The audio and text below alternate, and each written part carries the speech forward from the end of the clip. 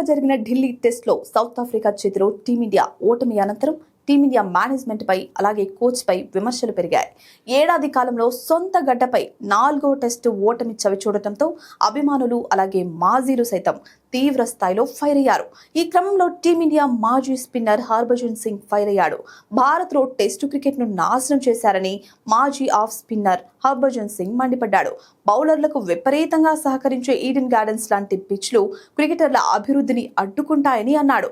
చాలా ఏళ్లుగా చూస్తున్న పేలవమైన పిచ్లు తయారు చేస్తున్నారు. జట్టు గెలుస్తోంది కాబట్టి ఎవరో వికెట్లు తీస్తున్నారు కాబట్టి ఆ వికెట్ల ద్వారా ఎవరో గొప్పవాళ్ళవుతున్నారు కాబట్టి అంతా బాగుందని అందరూ అనుకుంటూ వచ్చారు. కానీ ఈ విధానం ఇప్పుడు మొదలైంది కాదు, చాలా ఏళ్లుగా ఇలాంటి పిచ్లను తయారు చేస్తున్నారు. ఇలా క్రికెట్ ఆడడం తప్పని చెప్పాడు.